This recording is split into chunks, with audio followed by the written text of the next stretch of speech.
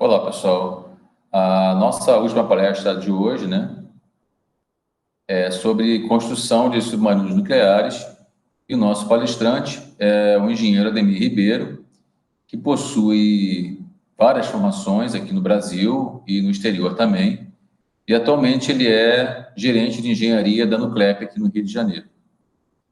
Eu gostaria de pedir desculpas a vocês, que o vídeo saiu um pouco cortado no início da apresentação, tá? E que vai começar, então, um pouquinho adiantado. Ela se torna, assim, peculiar. Portanto, o início da evolução tecnológica é fundamental para que possamos atingir uma excelência na construção do submarino nuclear. Não poderemos estar partindo e nenhuma nação realiza a construção direta do submarino nuclear. Antes é necessário que possamos desenvolver várias etapas referente à construção do submarino convencional, que, na verdade, ele possui a propulsão através do diesel, motor diesel, como está aqui mostrando, né, SS de submarino brasileiro, e o SN é o submarino nuclear brasileiro, que seria a etapa que o Brasil está perseguindo para chegar ainda em breve, e partindo já desde a década de 80 para a realização. Mas estamos bem, estamos aqui na realização e construção do convencional, que possui um diâmetro de aproximadamente 6 metros, e o comprimento variando entre 69 e 70 metros, e já é a altura de um prédio de 20 andares. E aqui aparece um pequeno esquema a respeito da propulsão. O nuclear, ele já, devido aos componentes, ele passa para um diâmetro acima de 10, 13, e o comprimento acima de 130, 140, como nós vamos observar. Mas vamos começar pelo convencional, através da construção, desde 1986, do submarino que é classe KL, que é um projeto e um know-how alemão, que foi desenvolvido numa parceria entre o Arsenal de Marinha e a Nuclebras Equipamentos Pesados, né? O Nuclep fabricando, então, essa parte vermelha, que seria o casco resistente do submarino. A parte escura são justamente a parte aerodinâmica, né, que é a proteção do casco, que resiste efetivamente aos impactos e à pressão do fundo do mar.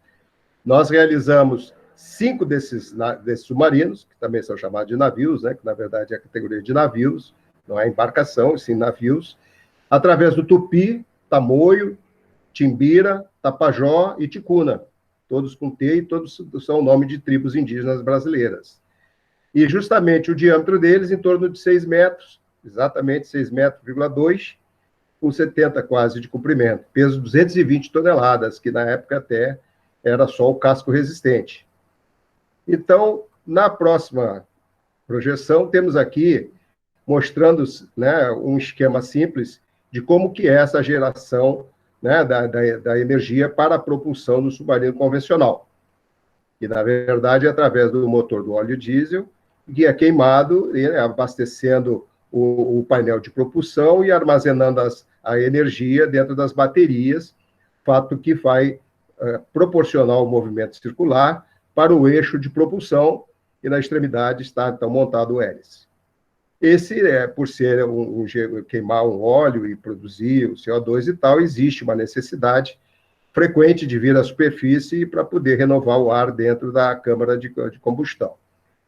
A construção da fabricação da etapa de submarinos convencionais, ela tem uma importância imensa à fabricação da circularidade e à garantia do alinhamento do casco em torno de 1 polegada, 20 milímetros, 25, que aqui são feitas as calandragens, os processos de corte, separadamente para posterior união, transformando os subsetores em subseções.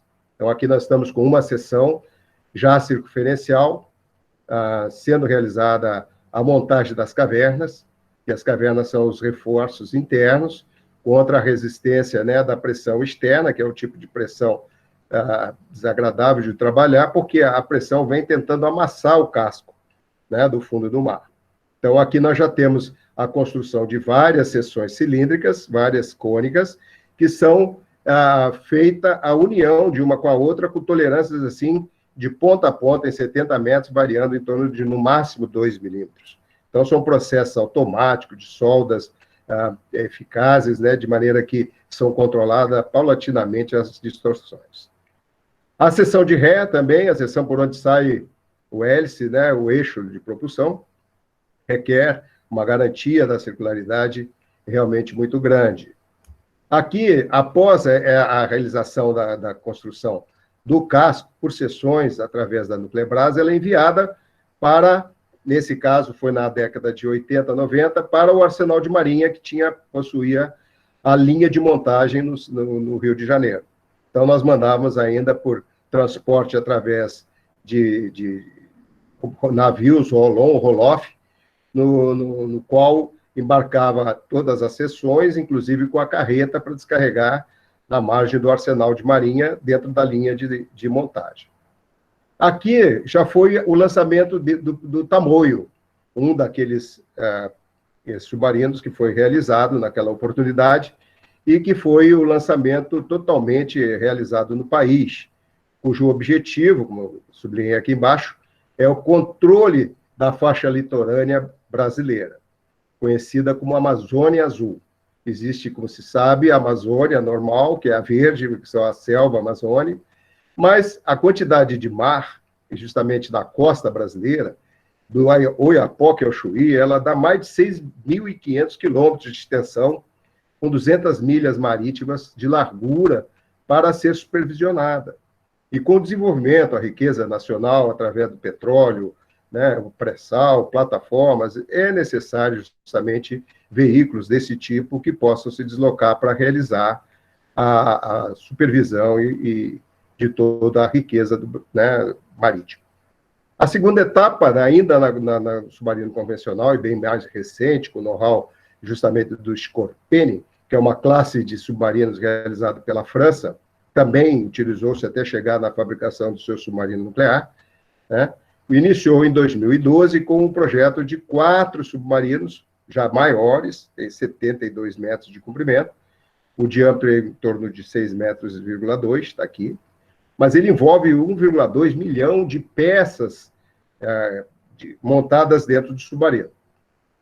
E foi mais sofisticado, porque nesse momento precisa de fazer a construção desses 4 submarinos exatamente dentro dos processos que serão utilizados para a fabricação do submarino nuclear, porque todo esse desenvolvimento é supervisionado pelas agências internacionais que vão qualificando e liberando paulatinamente cada um, né, das etapas que são fabricadas. Esse Scorpene aqui dá para ter uma ideia, né? É um desenho esquemático, justamente, que é mais fácil de entendimento, onde aparece o ponto de comando, né? O quadro de comando, centro de combate, que utiliza a sala de torneamento, todos os alojamentos estão localizados aqui, e o sistema de geração, que é a casa de máquina, onde operam, né, os chefes de máquinas complexas, né? E pode ver aqui a quantidade de disciplinas que estão dentro, né, do nosso ramo de engenharia naval. Não só na construção do casco, na construção eletrônica, da instrumentação e controle, como principalmente essa parte da propulsão, que tem muito a ver com o engenheiro naval responsável, né, pelo CHEMAC, de toda a operação de controle, né, de acionamento do hélice, que está aqui o propulsor. Então, é interessante. Estamos aqui com 1.800 toneladas de deslocamento, quer dizer, ela em completo, com toda essa quantidade, é operado por uma tripulação de 35 militares e 32 km por hora, que em milhas, né, eles são aproximadamente 22 a 23 nós. Então, se desloca com muita rapidez, uma profundidade, né, de 200, 300 metros, que a profundidade nunca é muito divulgada, porque nenhuma nação faz isso, o que é justamente a estratégia. E nenhuma nação ajuda a outra nação a construir, como eu botei na introdução, o submarino nuclear. Eles ainda ajudam ao desenvolvimento, vendendo projetos de casca, essas coisas para os convencionais. Mas é interessante justamente o desenvolvimento e essa tecnologia, o mercado, para quem hoje, né, como vocês estão graduando em engenharia, e já com 20, 25 anos, estaria apto a trabalhar num desses processos de construção que envolve, um dos vários que envolve o submarino. Aqui no próximo... Só um minutinho, Ademir, só corrigindo aí, nossos alunos aqui são tecnólogos, tá? Tecnólogos naval. Certo. Ele abriu aqui a tela, voltar para a tela.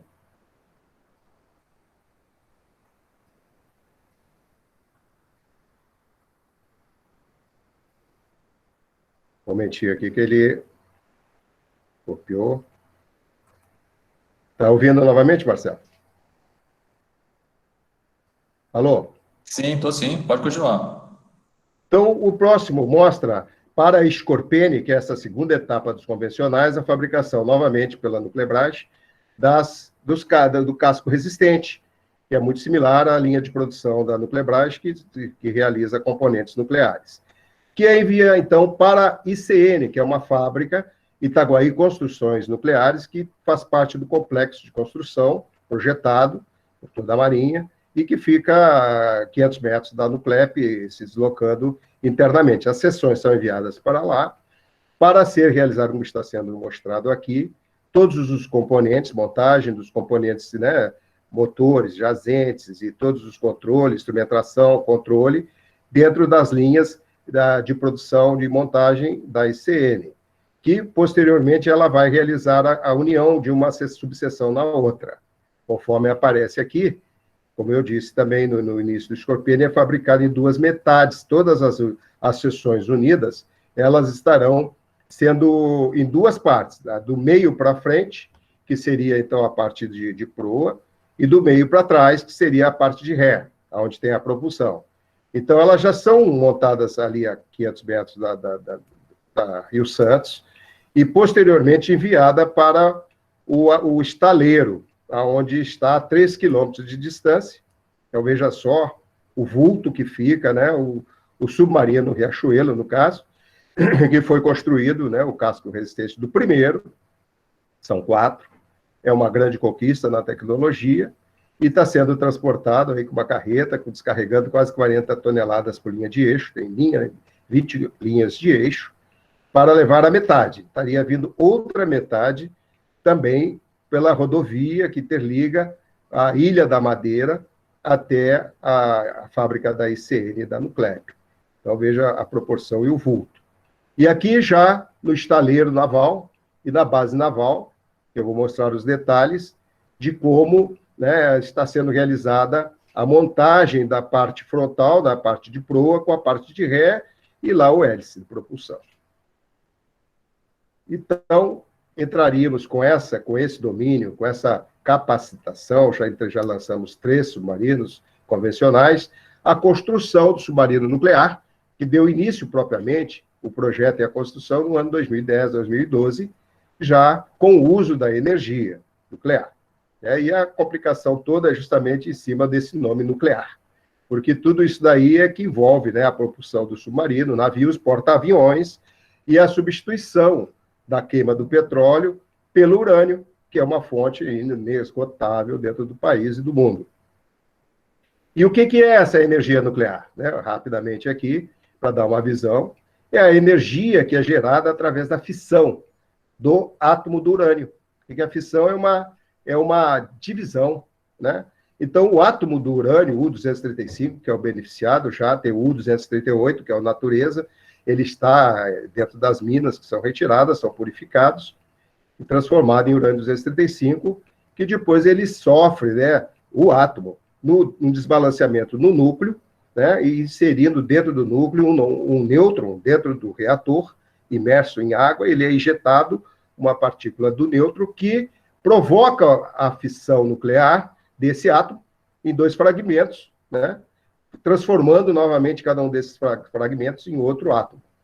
E novamente é realizado o bombardeamento do nêutron e provocando também novamente essa divisão do próximo, do terceiro, do quarto, do quinto, e, enfim, uma reação em cadeia, desenvolvendo, né, em todas as pastilhas do combustível dentro do reator, há uma produção de energia acentuada, que faz que a elevação da temperatura da água do reator atinja 300 graus centígrados. Então, é interessante, né? Como se fosse uma panela de pressão que tem a ebulição da água a 100 graus, então ele atinge 300 graus sem entrar em vapor. Lógico que não seria aqui, no caso dessa planta do submarino nuclear, exemplo daquela que eu passei do convencional, é feito no reator. O reator, essa parte do esquema, são 3 seções, a seção primária, onde se encontra o reator, e o reator está ali dentro, então, com a fissão nuclear acontecendo, elevando essa água a 300 graus centígrados, que vem para o gerador de vapor, também está dentro dessa seção, e aquecendo a segunda água aqui, evaporando, porque ele tem uma dilatação, gera o vapor, que vem por essa linha azul, para dentro da turbina de propulsão. A turbina gira, como você turbina, muitos conhecem, são pás, com vários ventiladores, que o impacto do vapor provoca o gerador da propulsão a movimentação do movimento circulíneo, né? Seria um movimento circular, né, uniformemente distribuído, que provoca o giro do nosso eixo de propulsão e o hélice, então provocando o deslocamento do submarino. Aqui, no brasileiro, ele está, no momento, em construção dos componentes nucleares e construção desta seção nuclear, porque as demais seções, elas são similares, né? E quando definir toda essa parte que está tudo em tipo de maquete, sendo realizada já pela Marinha, mas aqui dentro da seção nuclear está aquele esquema que nós vamos ver a seguir, detalhadamente, onde se encontra o reator. E aqui o segundo sistema mais importante, que também está sendo desenvolvido, é a propulsão nuclear, com, novamente, né, a seção nuclear, veja a distância, ela coloca cá para as turbinas provocam o engrenamento para fazer o eixo propulsão girar e o hélice deslocar o navio, né, o submarino. Então, isso aí está sendo desenvolvido e o domínio do ciclo do combustível nuclear foi o que rouba mais tempo do país, né, que vai de 10 a 15 anos para desenvolver. Então, veja que, hoje em dia, os países que constroem submarino nuclear são apenas os Estados Unidos, Reino Unido, França, Rússia, Índia, possui um, China, que possui uma quantidade não identificada, não divulgam, mais tarde eu coloquei, e os Estados Unidos, que também possui mais de 70 submarinos e 11 porta-aviões, e o Brasil, nós possuímos o primeiro sendo desenvolvido. Aqui está o detalhamento da seção nuclear, né, que está, esquematicamente, o reator, no anterior já está com a cara do reator propriamente, mas para dar o entendimento, ele aquece, ele tem aqui uma câmara de proteção, né, que faz o isolamento de toda essa seção a bordo, e joga a água quente para dentro do gerador de vapor, que está aqui, entra por baixo, aqui dentro tem uma serpentina que vai e volta e vem para cá aquecer de novo. E em cima, pela dilatação, ele faz com que a água que atingiu, então, de 300 graus, passou para 270, vamos observar, da turbina que está ao lado. Esse é um dos reatores, né, que é utilizado, até que é do Virgínia. Os Estados Unidos possuem várias classes de submarinos nucleares, que é o nosso foco aqui para conhecer, é justamente saber o que estamos fazendo. Já estamos construindo esse nosso reator, similar a esse daqui. Esse é interessante, que já está fechado, e ele possui 5 metros de altura, um diâmetro de 2,5 metros, enquanto que as usinas nucleares possuem muito mais capacidade de produção, possui 1.300 megawatts, então tem 15 metros de altura. E aqui aparece a linha de montagem final, antes do lançamento, aqui na Ilha da Madeira, aparece, né? É curioso, mas é verdade, esse apogeu de construção naval, né, com várias seções interligadas, já pronto para operar. Então, ela vai ser lançado do nossa base naval, do nosso estaleiro naval, que ele está no mesmo local, a Nuclebras está lá atrás, a Nuclep, a Rio Santos, e aqui a única entrada é através desse morro, por um túnel, que manda as seções aqui por esse caminho, e entra para dentro do estaleiro aqui, que é onde faz a união e o lançamento aqui. Isso, na verdade, também chama-se base naval, porque conforme for fabricando, eles ficarão ancorados nesses cais que estão construídos, tem mais de 7 quilômetros de cais para a ancoragem dos submarinos. Aqui é interessante, uma macro, que está mostrando o pavilhão, né, a oficina do estaleiro, que já deslocou depois da montagem realizada entre a proa e a popa. Está copiando aí, Marcelo? Está ouvindo direto? Todo mundo ouvindo? Sim, perfeito, nós estamos ouvindo. Está ótimo, que se deu de repente, né? Vejam que aqui tem uma plataforma de apoio, tem uma profundidade aqui de quase 10 metros de profundidade, e aqui é uma fabricação imensa, né, e de vulto, construída pelas empresas civis que trabalharam aqui e que deslocam para cá as metades para o lançamento. Eu vou colocar aqui para exemplificar o lançamento do Riachuelo, 2018.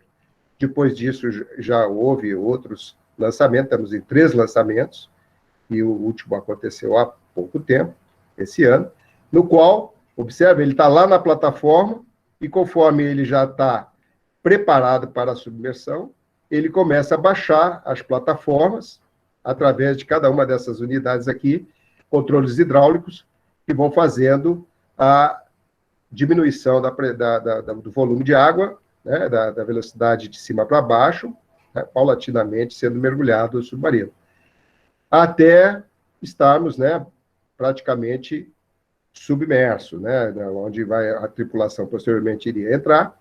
Então estaríamos com o leme ao meio, como se fala, que seria estar ele calibrado para poder se deslocar através do sistema de propulsão do próprio submarino, convencional nesse caso, mas todo o sistema é do sistema que será utilizado no submarino nuclear.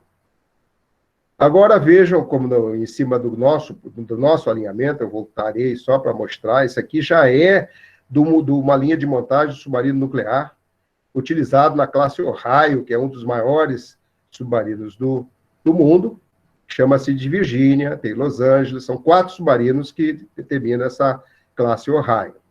Mas, vendo essa imagem e olhando a nossa, vamos olhar a nossa mais atrás, é motivo de orgulho, porque, né, é exatamente o processo que é utilizado internacionalmente. Só falta aqui colocar 3 vezes esse comprimento, que é o comprimento do submarino nuclear. Mas é um motivo, né, de satisfação para os engenheiros navais, mecânicos, né, e toda a engenharia nacional e todo o pessoal que trabalha, né, na instrumentação e controle. Virgínia, né, que seria a classe Ohio. Veja o tamanho, depois de pronto, do nosso submarino nuclear Virgínia. Né? 170 metros de comprimento. Então, um prédio de 20 andares dá 60 metros, seria 3 prédios um em cima do outro, deitado, então dá 1, 2, 3, né? 3 torres do prédio da Rio Branco número 1. Fantástico.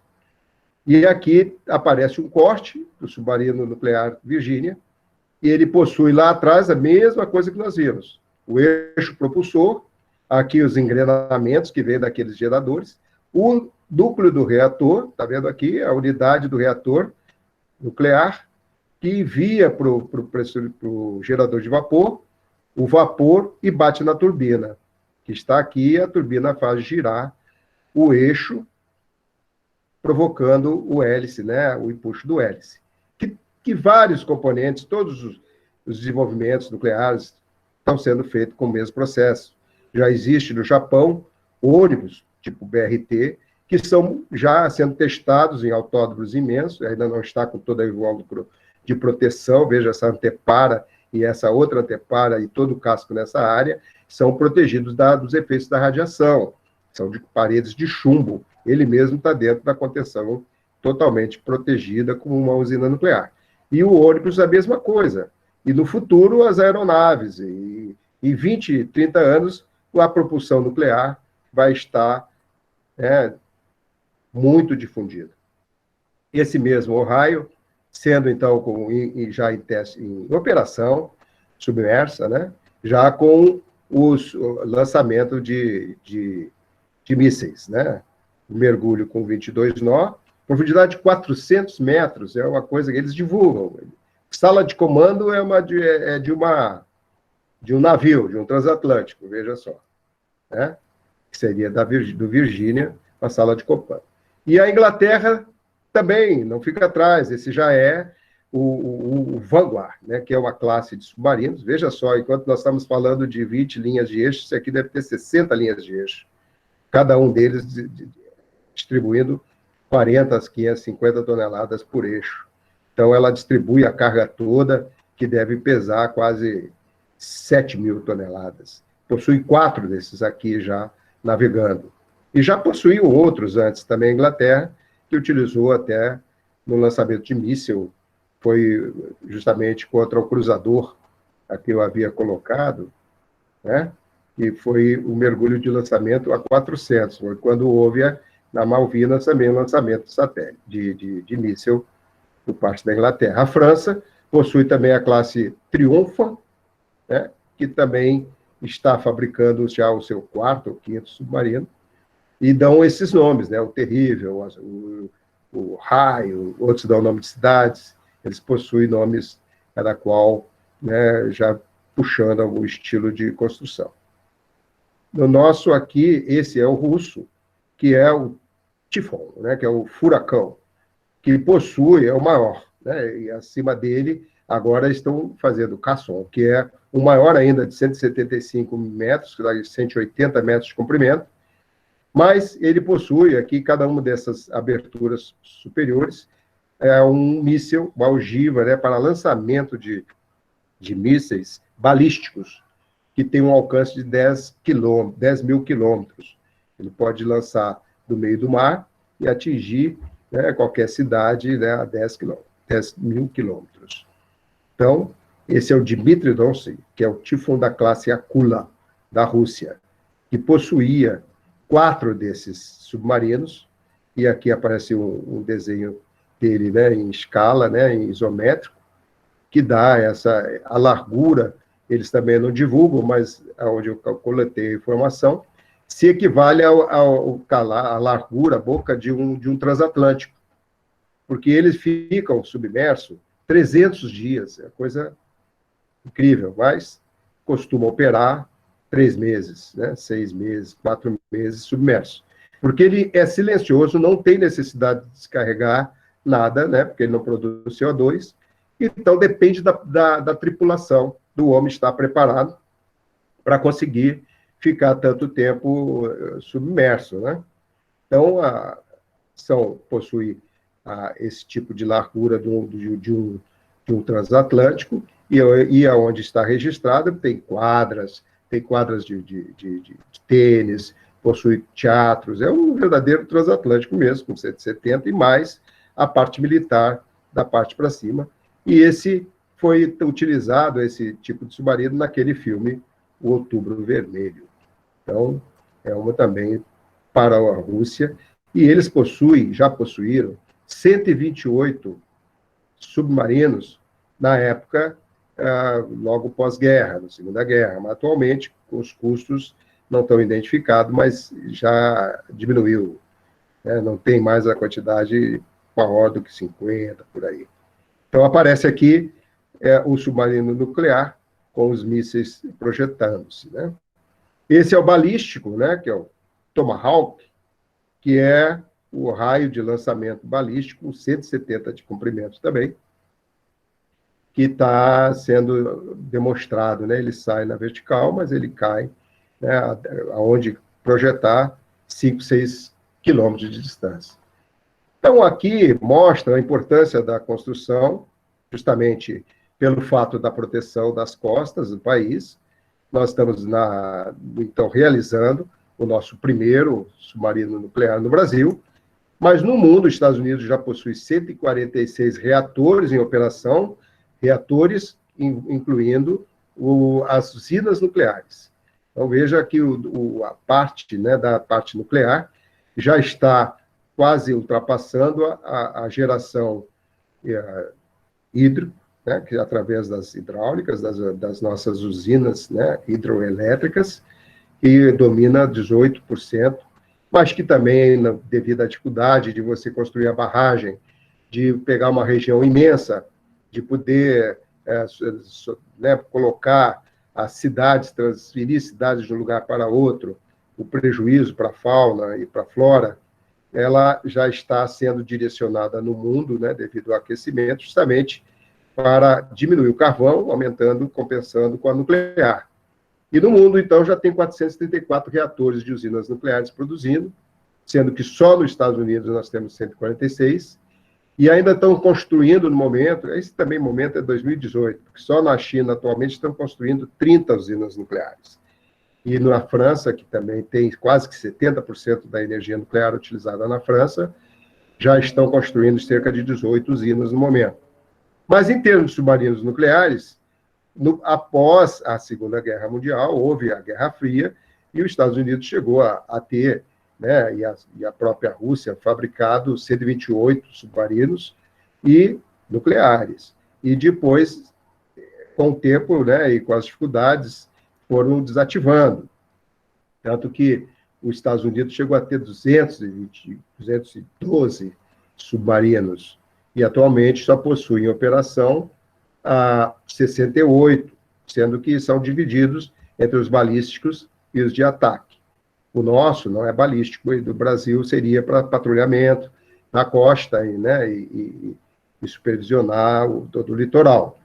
Mas o porta-aviões que também é algo a mais que os Estados Unidos possui, que é o mesmo sistema nuclear de geração e produção, só que são com 2, 3, 4 eixos propulsores, e a Rússia não possui. A França possui 11 submarinos nucleares, não possui porta-aviões, acho que só tem um na Rússia, que já é antigo.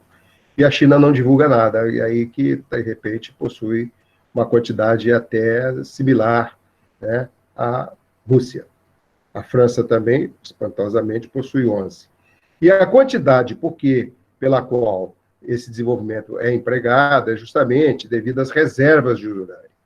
As reservas de urânio são realmente magistrais, né? Veja que já tiraram do solo, em primeiro lugar, a Austrália, com 1.664 toneladas de urânio já beneficiado, né?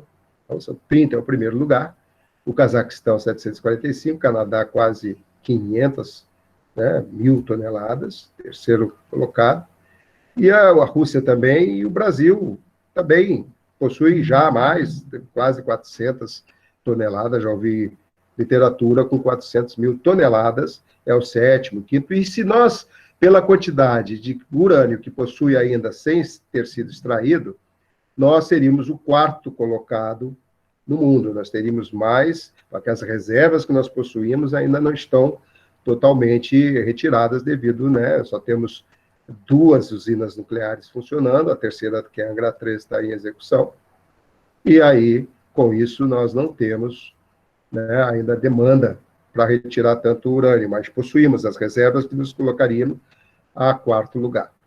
E aí vem Nâmbia, né, Ucrânia, que também é o grande construtor da velha União Soviética, que agora é quem possui pouco urânio, porque tendo 70 não é praticamente significativo. Os Estados Unidos tem muito pouco urânio, é o 14º. Mas tem todo esse arsenal nuclear, porque ele possui, né, o Canadá como parceria, que é o terceiro produtor. E a África do Sul possui também muito urânio, e diamante, outras riquezas, né, e que é a luta pela qual todos estão querendo sempre se aliar, ou se alinhar com a África do Sul. E nós aqui, ainda dentro da maior forma de energia que possuímos, ela é limpa e destinada, né, a um desenvolvimento como é atualmente a parte, né, solar, como é a eólica, né, e as produções de energia. Então, é isso que eu tinha para mostrar aos senhores, né? Os submarinos nucleares também o nosso dever, eu corto uma mensagem, desenvolver, é o nosso dever de engenheiros navais e mecânicos da nossa engenharia nacional para a contribuição com o país. Então, por isso que essa é a colocação que eu tinha para fazer. Certo? Copiou aí, Marcelo? Ok, obrigado, Ademir, tá, pela sua participação aqui, tá? Interessante a sua palestra, tá? Tinha coisas que a gente não sabia, tá?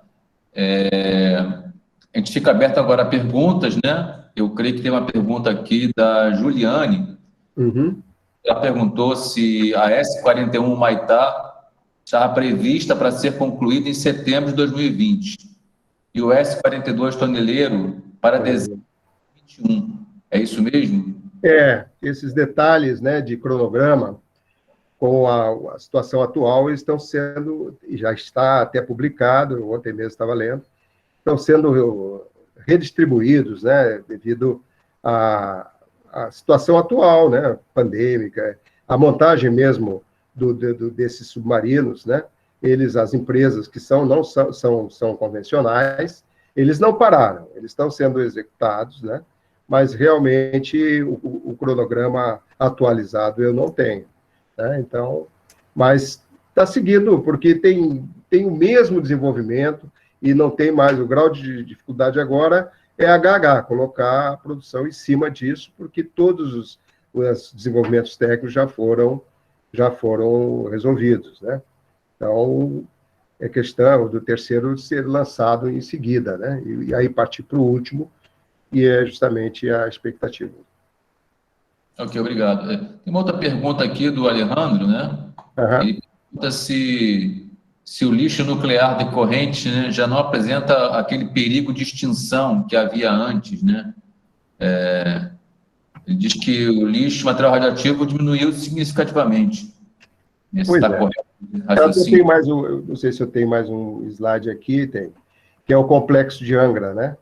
A única parte que está gerando esse lixo, que o nome, né, seria um resíduo nuclear, ainda justamente a parte política que eu sempre abordo, ou físico nuclear, que nós engenheiros, né, navais e de outras áreas, não nos debruçamos.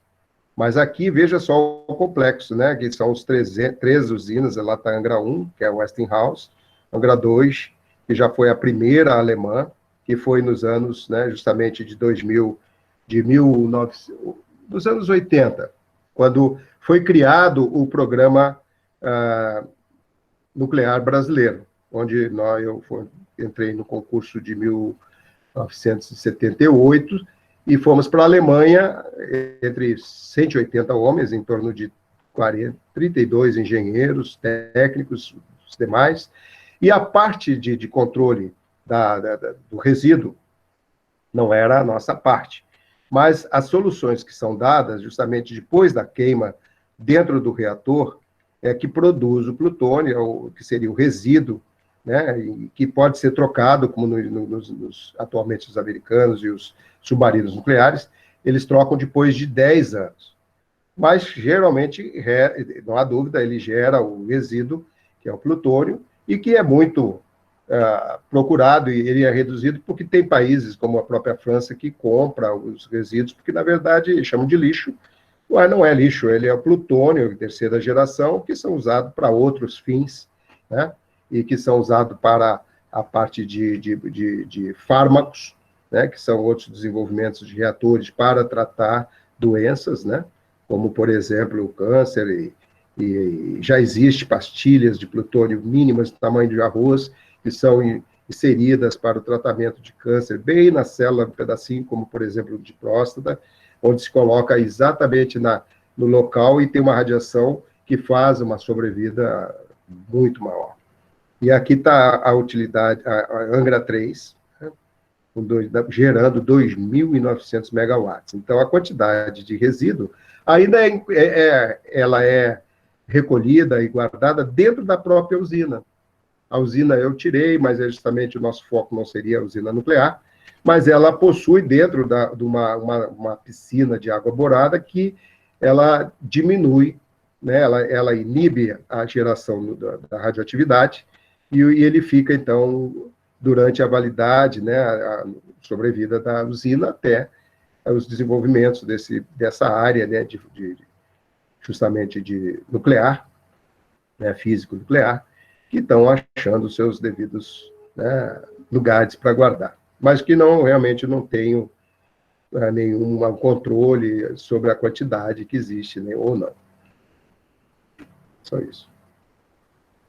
Mais algumas perguntas aqui. Bruno perguntou qual seria o descarte mais adequado para um submarino nuclear caso esteja com mau funcionamento. É possível isso? Já existe, né, como esse caso do russo, eles vão refazendo, né, ele tem uma validade de utilização, 10 a 20 anos, veja que esse da classe ali do Tifon, ele já deve ter, né, pelo filme a gente verificava, 20 anos, tranquilamente, ou pelo menos 15, né, de operação. Mas eles têm um ciclo, exatamente. Eles retiram as peças que podem ser empregadas em outras, porque é uma construção caríssima, né, e o reator é desmobilizado. Então, da mesma maneira, porque existe um sistema de retirar, abrir o reator, retirar os elementos combustíveis de dentro e colocar, por meio todo o trânsito dentro da esfera da usina nuclear, colocar no local que seria armazenado, né, como se fossem engradados de aço inoxidável, com água envolto pela água borada, que desfaz, então, a radiação nuclear. Então, ele é guardado dentro de cada país, possui os seus, né, e ninguém fala isso. E nós, da engenharia naval, industrial e tal, não temos esse tipo de função. Talvez mais tarde, né, seria no reparo, né, desmobilizar, que já foi feito em Angra.